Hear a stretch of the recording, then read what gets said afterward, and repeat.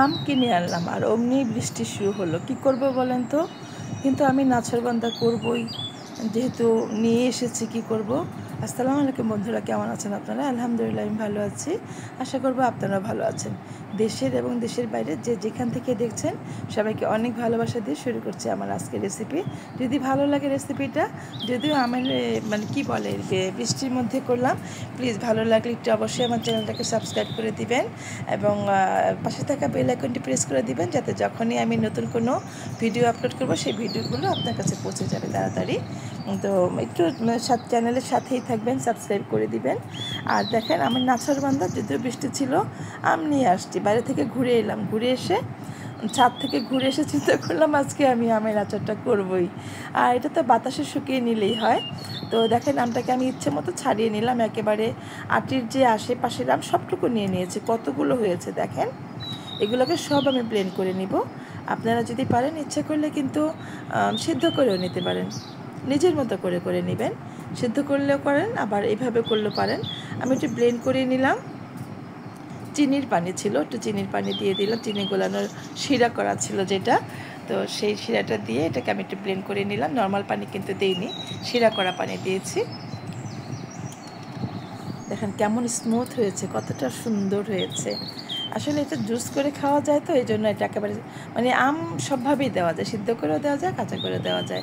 এটাই কিন্তু জুস করে খেতে পারতাম আমরা। হ্যাঁ, তো আমি এটাকে চেলে নিচ্ছি। একটু একটু চেলে নিতে হয়, না চালে একটু আঁশের মতো তো থাকেই, আম বলে কথা, একটু আঁশ থেকে যায়। একটু ভালো করে চেলে নেবে, তাতে করে স্মুথ হবে একেবারে।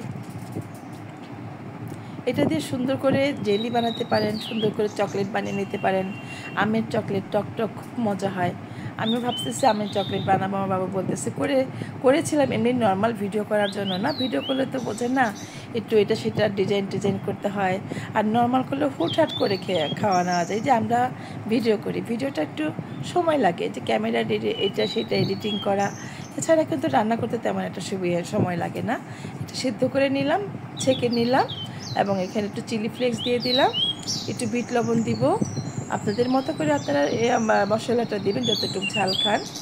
একটু নর্মাল লবণ দিব, দিয়ে এটাকে আমি ভালো করে জাল করে নিচ্ছি। চিনি বা গুড় যেটা ইচ্ছে আপনি দিতে পারেন, আপনার নিজের মতো করে দিবেন। আপনি কতটুকু মিষ্টি চাচ্ছেন, গুড় দিলেও কিন্তু সুন্দর কালার হয়। আমি কিন্তু এটার মধ্যে কোনো কালার ইউজ করিনি, এমনিই কালার হচ্ছে। এটা জাল করে করে ওই যে চিনির শিরাটা দিয়েছি, এটা ঘন হবে আর কালার হবে। এখানে আমি আরও 1 কাপের মতো চিনি দিলাম, মনে হচ্ছিল একটু চিনি লাগবে। এই যে বলেছি, চিনিটা আপনাদের স্বাদ মতো দিবেন, যেমন খেতে পছন্দ করেন। যদি মনে করেন যারা টক খাবেন, অনেকে টক পছন্দ করেন, তাহলে চিনি কম দিবেন। আমার বাবু একটু মিষ্টি খায়, আমি বলি সব সময়, ঝালও খায়, মিষ্টিও খেতে পছন্দ করে। তো এটাকে দেখেন মোটামুটি কালারটা চেঞ্জ হয়ে আসছে, সুন্দর একটা কালার চলে আসছে। যখন ঝালটা ভালো হয় না, তখন কালারটা অনেক সুন্দর আসে। জাল করতে করতে আপনি বুঝতে পারবেন, এটা আঠালো একটা ভাব চলে আসবে, আর তখন এটা নামিয়ে নেবেন আপনার মতো করে। আপনি কতটুকু ঘন করতে চান। আর জাল হলে, যে আমরা যারা আম জাল করি, আমরা কিন্তু বুঝতে পারি এটা হয়ে গেছে। তো এটা হয়ে গেছে, দেখেন কত সুন্দর হয়েছে। এখন আমার আসলে কি বলবো আপনাদেরকে, আমার না বড় কোনো ট্রে নাই, এরকম সিলভারের বা স্টিল এরকম কিছু নাই আর কি, প্লেট যেটা ছিল সরপোষ বলে এটা অনেকে। তো এরকম কিছু, এরকম ঢাকনার মতো ছিল, এটা আমার বাসায় আগেই ছিল। তো এইটার মধ্যে চিন্তা করলাম আজকে চালিয়ে দিই। এগুলো কিন্তু আমি কখনো কোনো কাজে লাগাইনি, এমনিই কেনা ছিল, সেটা অনেক আগে থেকে পড়েছিল। তো চিন্তা করলাম এইবার প্রথম কাজে লাগালাম, যে আমি যেহেতু আমসত্ত্ব বানাবো, এইভাবে করে নেই। আর মাকে দেখেছি গ্রামে বড় বাঁশের চালনির মধ্যে কাপড় দিয়ে, নরম সাদা কাপড়ের মধ্যে দেয়, অথবা পলির মধ্যে দেয়। তো আমি এইভাবে সরপোষের মধ্যে যে স্টিলের এগুলো ছিল, এইগুলোর মধ্যে করে নিলাম। মোটামুটি কিন্তু হয়ে গেছে, আমি চালিয়ে নিয়েছি। যে বলে না গুজামিল দিয়ে, আমার কিন্তু বড় ট্রে, আসলে এরকম স্টিলের কোনো বড় ট্রে নাই, তো বা থালা যেটাকে বলে, এরকম কিছু নাই। আমি ছোট ছোট এগুলোর মধ্যে ঢেলে নিলাম। আপনাদের বাসায় যেভাবে যায়, এরকম অনেকের থাকে স্টিলের জিনিসগুলো। আমার এই টাইপের জিনিস খুব কম। হ্যাঁ, স্টিলের জিনিস খুবই কম ইউজ করি। মোটামুটি যে কয়টা ছিল আমি ঢেলে নিয়েছি দেখেন। আর এগুলো কিন্তু আমি বাতাসে রেখে দিব। কিছুই করার নেই, বৃষ্টি হচ্ছে যে 2 দিন বাতাসে রাখার পরে একদিন 3-4 ঘন্টার মতো সকালবেলা একটু হালকা রোদে দিয়েছি, উঠে গেছে। দেখেন রোদে দেওয়ার পরে একেবারে ঝরঝরে হয়ে গেল। 2-3 ঘন্টার মতো রোদে দিয়েছিলাম, সকালবেলা একটু রোদ উঠেছিল 2 দিন পরে। এখন আমি তুলে নিচ্ছি, আমার আর তর সইছে না। একটা কথা আছে না, ধৈর্য বাঁধ ভেঙে যায়। এখন এটাকে আমার তুলতে ইচ্ছে করছে, তুলে ফেললাম। কত সুন্দর দেখেন, বেশি করে করিনি, অল্প করে করেছি এবং খাওয়া শেষ। কি বলবো আপনাদেরকে। হ্যাঁ, তো যাই হোক, ভাবতেছি যে আবার করব, করে একটু রেখে দেব। সুন্দর সহজেই হয়ে যায় আর করাটাও খুব ভালো লাগে। দেখেন কত সুন্দর পাতলা হয়েছে।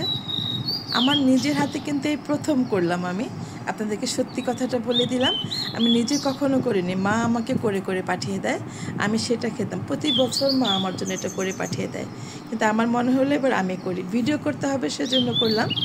ভালোই লেগেছে আমারটা এতটা স্মুথ হয়েছে যে মুখে দিলেই চকলেটের মতো মিলিয়ে যায়, অনেক মজা।